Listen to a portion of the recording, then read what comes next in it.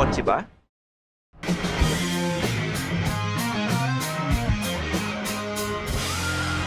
Philkotse na. Okay, hello! Andito tayo ngayon sa Tokyo. Oo, Tokyo na tayo ngayon, no? Parang Money Heist, no? Yan. Si Tok, well, isa sa favorite character namin yun. So parang damay-damay. So andito kami ngayon sa Tokyo para sa Japan Mobility Show. Di ba? Formerly known as the Tokyo Motor Show. Yan. Tapos sabi sa amin, no, it has 470 companies na nagsama-sama for this convention. Kaya 2 halls siya na parang times 10 ng pinag-showan natin sa Pilipinas. 2 halls, 2 days for the media. And then, it's from October 25 to November 5.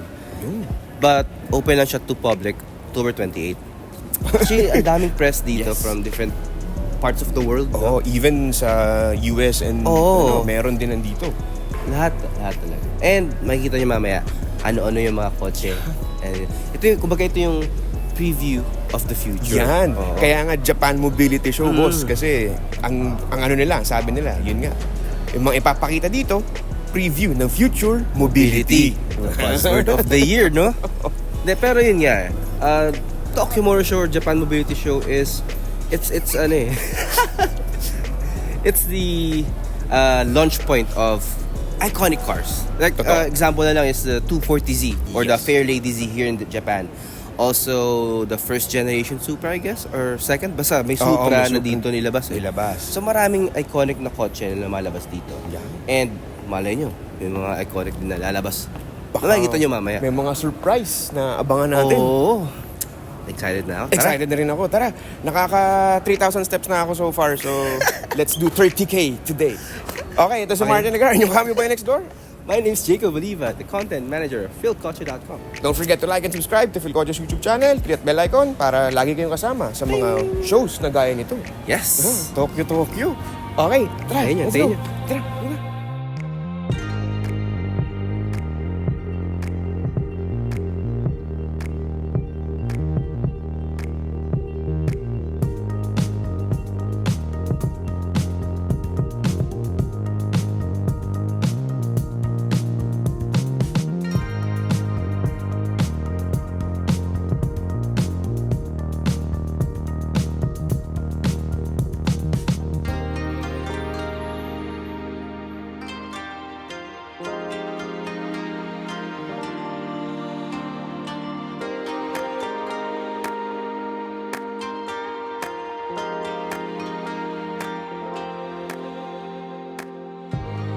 Arguably, the star of the Japan Mobility Show is the Toyota FT-SE. Siya yung unang ni-reveal and kita nyo naman yung radical design pa lang is sobrang pang main character na. It's an electric car, a peek into the future Toyota battery-powered sports car na lalaban sa Porsche Boxster at Cayman. It will likely go into production in 2027. The FT3 naman yung tandem ng FT-SE. It's an electric crossover na hindi sing radical ng FT-SE pero kakaiba pa rin. Wala pang powertrain details pero sabi ng Toyota it will have manual transmission, which is an exciting proposition dahil ang EVs walang transmission yan dahil diretso sa axle yung electric motor. Okay, this is Toyota booth and meron din silang na-reveal na ito a few days ago, but this is the electric Land Cruiser or Land Cruiser SE. And, ayan, nakita nyo naman. Yan yung future electric version ng Land Cruiser na sana ay makita natin in the future sa Pilipinas. And then, moving back here, also have the so this is the EPU concept naman ito, which is an electric pickup truck. Probably the future electric pickup truck of Toyota. Note lang this is not the size of the Hilux. This is smaller. Panlaban siya basically sa Maverick ng Ford, but this one's full electric. And this is still a concept and makita nyo yung production version niya siguro if it will happen in the next few years. Both are not yet confirmed for production, pero sa totoo lang, sila ang may may impact given that the Land Cruiser is a very popular nameplate, while the EPU naman, is pantapat ng Toyota sa hot-selling Ford Maverick sa US. Eto, nakita nyo na to before. This is the Land Cruiser Prado. So yung mga fans ng Prado dyan, ito yun.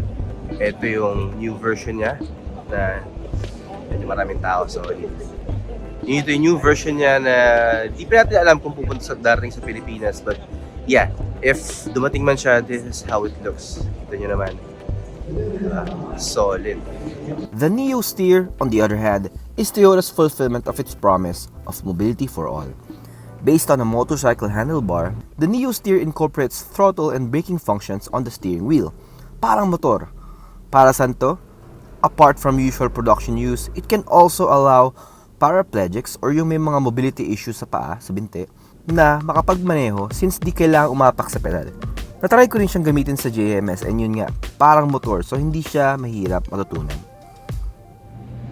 Isa sa mga concept cars na pinakita ni Nissan dito sa Japan Mobility Show itong Hyper Tourer, which is basically their modern take on how a people mover could be in the future. So, diba? Ang laki niya, para siyang, it's a big ass minivan na makikita nyo dyan.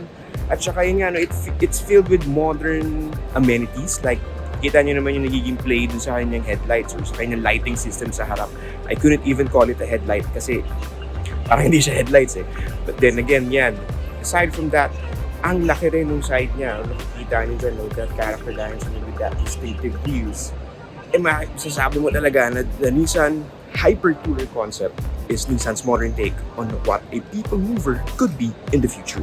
Tapos, pag makita mo pa yung gilid, ma-amaze ka rin. Pero syempre, bago tayo pumasok sa loob, hindi ko mapigilang ma-amaze dito sa kanyang lighting system sa likod. Kasi yung nakita niyo sa harap, ganun din yung treatment na pinakita dito ni Nissan. It's a play of lights, saka yun nga, it's really a modern take on a modern design on a people mover. Laki na likod, tingnan natin loob. So yun yung sinasabi kong interior ng Nissan Hyper Tourer concept. Kita niyo naman yung space sa harap. Tapos papansin mo ba't nakatalikod din yung sa manibela? Well, Nissan explains na itong Hyper Tourer comes with self-driving technology. To that point, na pwede kayong mag-usap o pwede kayong magkwentuhan while on a road trip. Local park na lang sa loob. May lighting system pa mo na doon. Alright. So ito pa yung isa sa hyper concepts na nilabas ni Nissan. No? It's called, itong specific car na ito, or itong specific concept na ito, is called the Hyperpunk concept. Ando na lang tayo ng konti. Yan.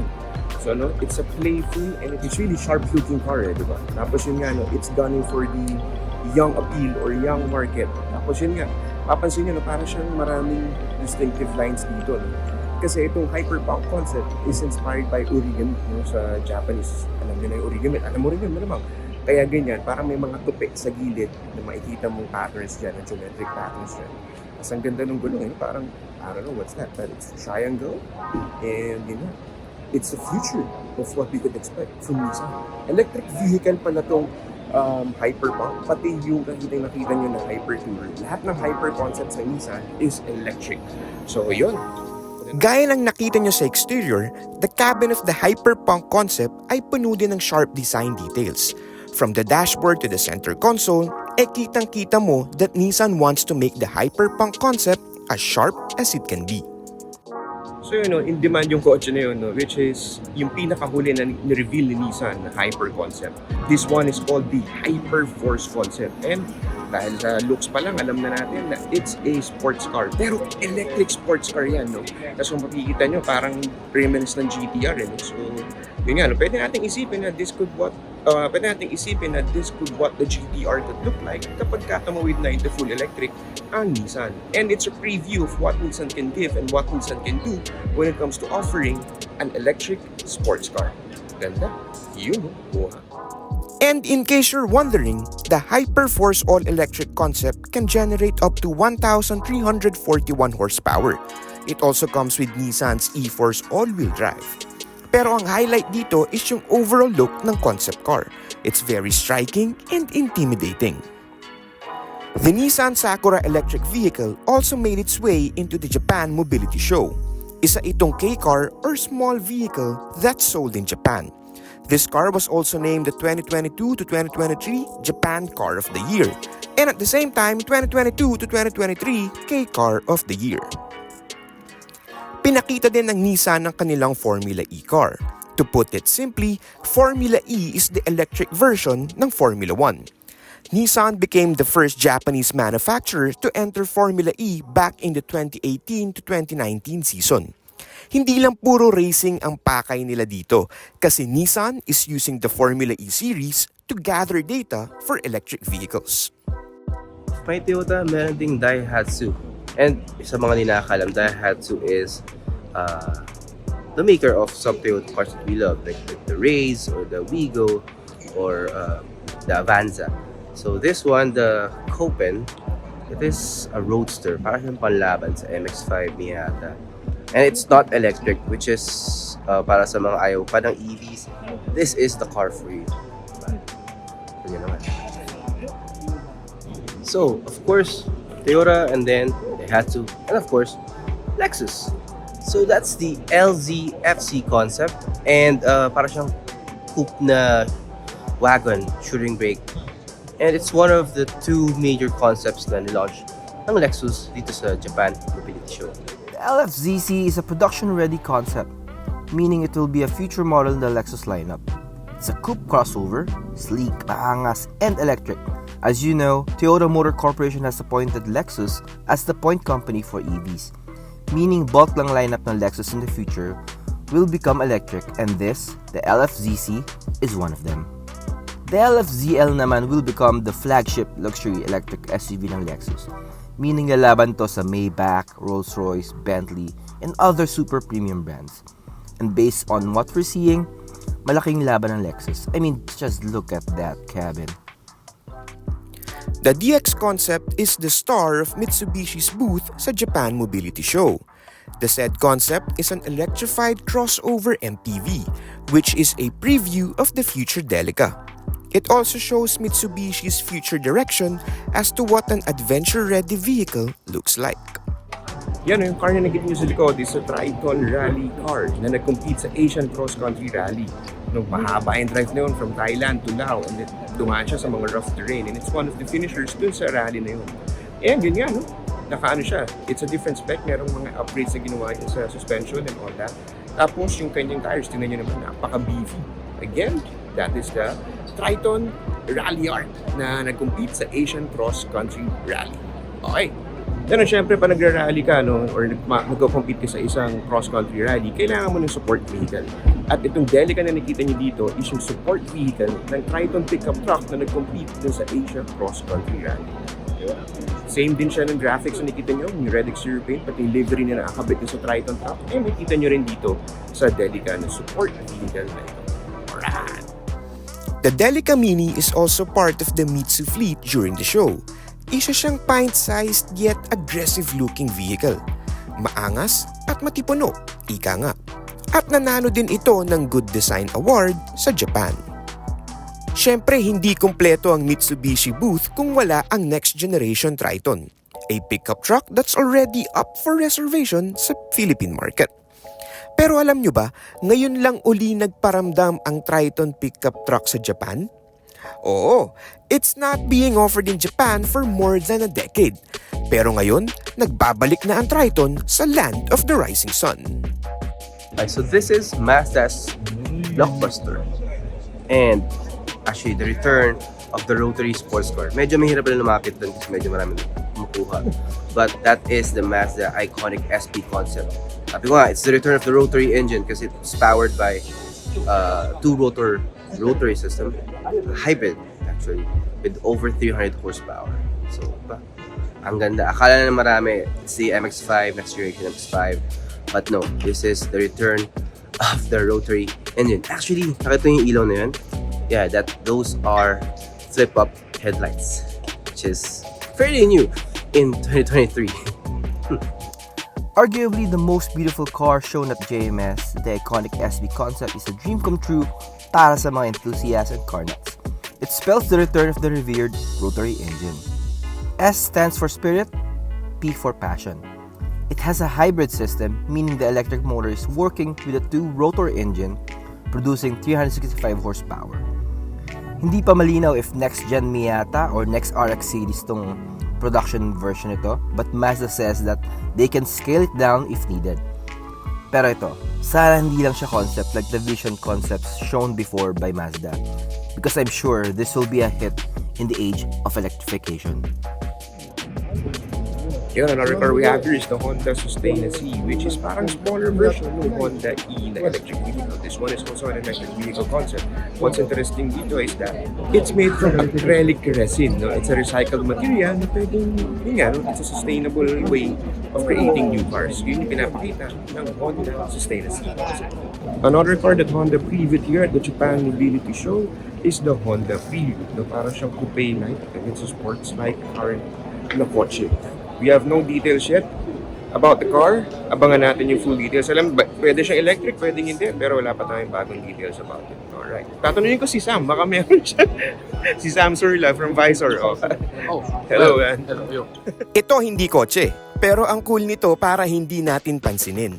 It's called the Honda Uni-One, a modern and hands-free personal mobility or wheelchair. The Uni-One is a machine wherein you can steer it by shifting your body weight habang nakaupo ka. Kung gusto mo pumunta sa kaliwa, you have to lean your body towards the left and vice versa. Ngayon, kung gusto mo mag full stop or mag-menor or mag-decelerate, kailangan mo lang mag-lean backwards ng onte. Sayang nga hindi ko na-testing ito. Nasa Honda booth din ang Moro Compacto, isang e-scooter. Sa size nito, pwede mong sabihin na perfect ito na alternative transpo within the urban jungle. Or kung rich ka, pwedeng mode of transport mo ito to get from one building to another para hindi ka malate sa susunod na class mo. Diba? Yung tipong from Palma Hall to Mat Building sa UP. At oo nga pala, foldable din ito and you can carry it easily. Behind me is a Subaru Sport Mobility concept. Ito niya naman, it's the feature of Subaru sports car na electric. We're not sure if this is going to be next generation BRZ sa electric era, but yeah, it is pretty radical. Ganda, ano? And medyo alien-ish. Parang, yun, may spaceship sa likod ko. It's a Subaru. Beyond the outlandish look, the Subaru Sports Mobility concept could be the electric future of the BRZ. If hindi nyo alam, Toyota and Subaru have already parted ways in terms of development ng 86 and BRZ, meaning they will develop each on their own na. Wala pang power figures, pero hintayin natin yung production model ha, because Subaru is notorious into diluting the concepts pag naging production model na. Isa sa mga dinala ng Suzuki sa Japan Mobility Show ay ang Swift concept. And this car previews the next generation Suzuki hatch na up for a new look na. Hep, as of this posting, Suzuki has already launched the 2024 Swift. Check nyo sa news and review section ng Philkotse.com yung full details about it. Aside from the Swift, Suzuki also displayed the EVX concept, an all-electric crossover that was first previewed at the 2023 Auto Expo sa India. The EVX concept has a projected range of 500 kilometers on a single charge. On the other hand, ang EWX concept naman ay isang K-car, which explains why it has a boxy and small exterior. In terms of electric range, it has about 230 kilometers on a single charge. Dito naman sa Suzuki, one of the cars na pinakita nila dito is the Hustler. Ang ganda ng niya, parang combination ng piniliit na Jimny tas medyo tumaba ng onte. But it's a hybrid car. It delivers around 50 horsepower and 58 Newton meters of torque. And yun nga, it's not that big. Medyo maliit siya. Tapos ang ganda ng pangalan, Hustler. Ayos. The Japan Mobility Show has delivered in terms of giving us a glimpse of the future. Ang daming concept cars na nilabas sa show na ito, which shows that the future of mobility is bright and at the same time exciting. Ikaw, ano ang pinaka-favorite mo na kotseng dinisplay sa Japan Mobility Show? Comment down below na. Yon! For Philkotse's Content Manager Jacob Oliva, this is Martin Aguilar, ang inyong cambio boy next door.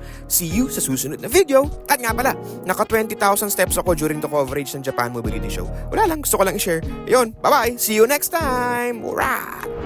Thanks for watching. For the latest news, reviews, and anything you want to know about cars and car ownership, visit Philkotse.com. Follow us on YouTube, Facebook, Instagram, and Spotify para hindi ka huli sa usapan. Tandaan, Philkotse ba? Philkotse na!